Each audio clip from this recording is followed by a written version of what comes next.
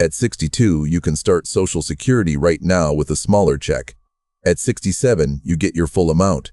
At 70, you get the biggest check of all. And almost everyone decides between those three doors using one number, the break-even age, and that is exactly where they go wrong. Because the break-even math quietly assumes you are perfectly average, and you are not a statistic. In the next few minutes, I'll show you what each age really pays, where the break-even points actually fall, and the one question about your own health and family that should matter more than any chart. No pressure to pick what I'd pick, just a clear way to see your own answer. Welcome in. I'm Ray. I've spent a good part of my life helping folks read the fine print on Social Security, and today we're sitting down with the big one, the claiming age. When do you actually start the checks? 62, 67, or 70? Same work history, same earnings record, three very different monthly amounts. And once you choose, the choice mostly locks in for the rest of your life. No wonder people freeze up on it. Maybe your brother-in-law told you to grab the money at 62 before the program falls apart. Maybe a planner told you that only a fool claims before 70. Both of them were talking about their own lives or somebody else's. Today, we're going to talk about yours. Here's the plan. First, the plain numbers, what each door actually pays. Then, the famous break-even math, done honestly, including what it leaves out. Then the part I care about most, the health and family question that no calculator ever asks you. Get comfortable. We'll take this slow. Let's lay the three choices side by side. Everything in Social Security is measured against one anchor, and that anchor is your full retirement age. If you were born in 1960 or later, your full retirement age is 67. If you were born between 1955 and 1959, it lands a little earlier, stepping from 66 and 2 months up to 66 and 10 months depending on your birth year. For today, I'll keep it simple and talk about 67, since that covers most of the people watching this. At 67, you get 100% of what your earnings record has built for you. The government calls that your primary insurance amount. I just call it your full amount. Door number 1 is 62, the earliest you can claim. Walk through it, and your check is permanently reduced by about 30%. You keep roughly 70% of your full amount. Not for a while, for life. Door number 3 is 70. Hold off past 67, and your benefit grows by about 8% for every year you wait. Do that for all 3 years, and you've added roughly 24%. So the check at 70 pays about 124% of your full amount. Let me put real dollars on that because percentages slide right past most of us. Say your full benefit at 67 works out to $2,000 a month. Claim at 62 and you'd get about $1,400. Wait until 70 and you'd get about $2,480. That's the whole spread. $1,400, $2,000, $2,480. Same person, same decades of work, and the gap between the smallest check and the biggest one is more than $1,000 a month, every month, for as long as you live. And if you claim at some age in between, the numbers land in between. The reduction shrinks a little for every month you wait before 67, and the credits build a little for every month you wait after it. Nothing about this decision has to happen on a birthday. It's fair to wonder why the numbers swing that much. Nobody is punishing you for claiming early, and nobody is handing out prizes for patience. The system is designed so that the average person collects about the same total no matter when they start. Claim at 62 and you get more checks, but each one is smaller. Claim at 70 and you get fewer checks, but each one is bigger. The early reduction and the late credits are simply the balancing weights on that scale. The reduction at 62 is permanent. And I want to say that clearly because over the years, I've met plenty of people who believed their check would bump up to the full amount once they turned 67. It doesn't. The percentage you start with is the deal, apart from the normal cost of living adjustments that everyone receives. The growth after 67 comes from what the rules call delayed retirement credits, 8% for each year you hold off. That increase is guaranteed and written into law. It doesn't depend on the stock market, a fund manager, or anybody's forecast, which makes it one of the few sure things in retirement planning. Now here's one rule I'd like you to keep, even if you forget everything else today. Those credits stop at 70.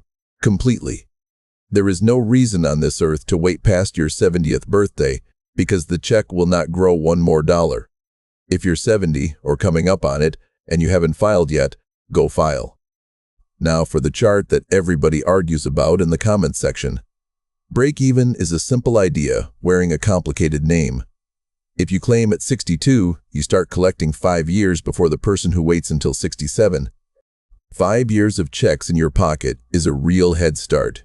But your checks are smaller, so the person with the bigger check slowly gains on you. Somewhere down the road, their total catches your total, and the money evens out. The age when that happens is the break-even age. Before that age, claiming early has paid you more in total dollars. After it, waiting wins, and the gap keeps widening every year you're alive. Here's roughly where those crossover points land. Comparing 62 against 67, the totals even out around age 78 or 79. Comparing 62 against 70, it's around 80 or 81.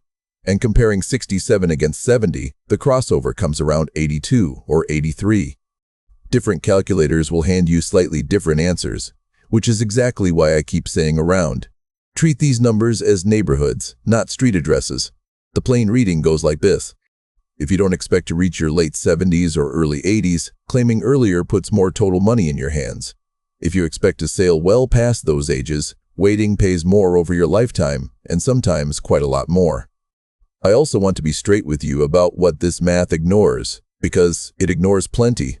It doesn't account for taxes, and your benefits can be taxed differently depending on what other income you have coming in. It doesn't account for what you could do with the early money either, whether that means investing it, paying down the house, or simply leaving your savings alone so they can keep growing. A dollar in your hand at 62 is not quite the same creature as a dollar promised at 83. So the break-even chart is a simplification. A useful one, but a simplification. Anybody who waves it around like a final answer is selling you a certainty they don't actually have. Which brings me to the real heart of this episode. Every break-even chart carries a hidden assumption, and hardly anyone says it out loud. The chart assumes you are average. Average health, average job, average family tree, average luck. The math can tell you when the average person comes out ahead. It cannot tell you whether you will be there to collect. So before you stare at any chart, sit with a more personal question. What has life already done to your body? And what does your family history say about the road ahead? If you spent 30 years on concrete floors, or up on roofs, or lifting patients, or driving a rig through the night, your body has paid a tax that no spreadsheet ever sees. If your health is already shaky, if you're managing diabetes or heart trouble, or a back that ended your working years early, that changes your odds, and you know it better than any table of averages does. And if your dad passed at 66 and your mom at 69, you're allowed to put that on the scale. That's honest arithmetic about your own hand, and you have every right to do it. I think about a fella I'll call Dale. 31 years in a distribution warehouse, most of them standing on concrete. 2 knee surgeries, a shoulder that aches when the weather turns, hands that took him a full minute to open some mornings. His father died at 68. His uncle went at 65. When Dale sat down with the numbers at 62, the chart told him that waiting until 70 would pay off if he lived past 80 or so. He looked at his knees. He thought about his dad. He filed the next week. The smaller check covered his bills, and he spent the good years fishing with his grandson while his body could still climb into the boat. Nobody gets to tell Dale he did it wrong. In my book, he read his own life correctly, and that was the whole assignment. If that's you, hear me plainly. Claiming at 62 is not a failure. If your body is telling you it's done, taking the check your work earned you is a reasonable, grown-up decision. The rules put that door there on purpose. Some people need it, and some people have every right to walk through it with their head held high. Now let me argue the other side just as honestly, because it deserves the same respect. If you're 62 and feeling strong, if your checkups keep coming back boring, if your parents are in their late 80s and still doing the crossword, then the odds tilt hard toward waiting. And here's the part most people get wrong. We are terrible at guessing how long we'll live, and most of us guess low. The honest numbers say this. A 65-year-old man today has about a 50-50 chance of reaching 84. A 65-year-old woman has about even odds of reaching 87. And roughly 1 in 4 people who make it to 65 will live past 90. Past 90. Let that settle for a second. So when someone says, I'll never live long enough to see the bigger check pay off. Sometimes that's true, and sometimes it's just a feeling.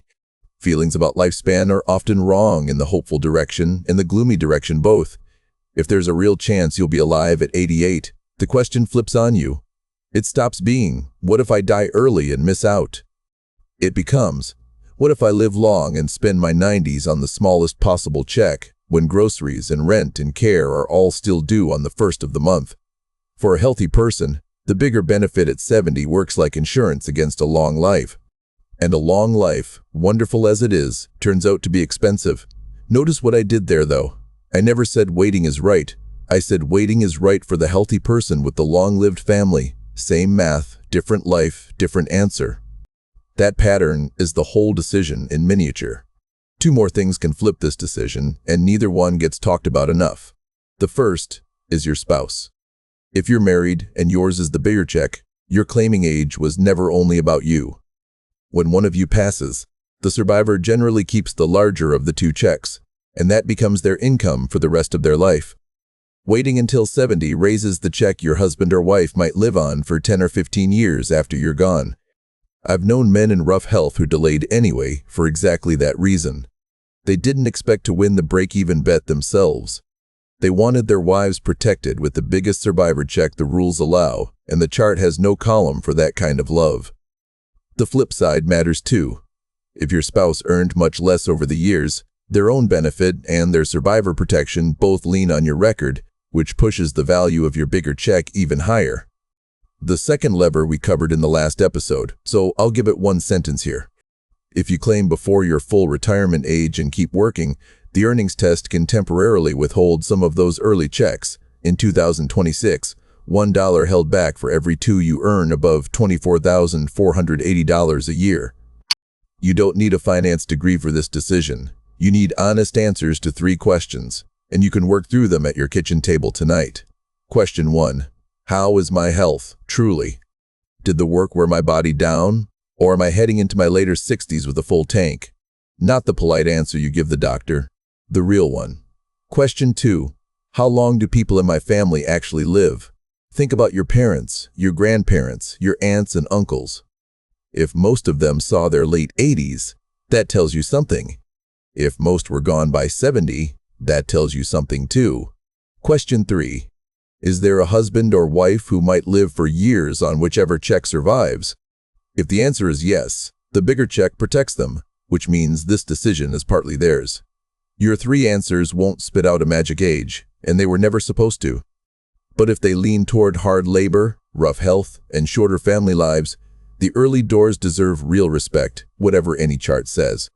If they lean toward good health and long lives, waiting starts to look less like a gamble and more like a quiet gift to your older self, and maybe to the person sitting across the table. Here's where I'll leave it. There is no universally right claiming age. There never was one. 62 is right for some lives. 70 is right for others.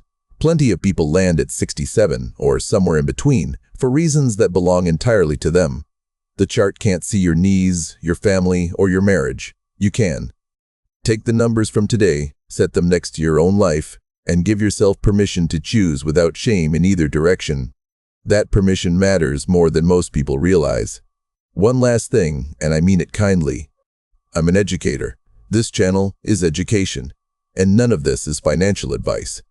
Your exact benefit amounts live in your own earnings record, so open an account at ssa.gov, look at your real numbers at each age, and if your situation has wrinkles, sit down with someone qualified who can see your whole picture. Thanks for spending this time with me. I'm Ray.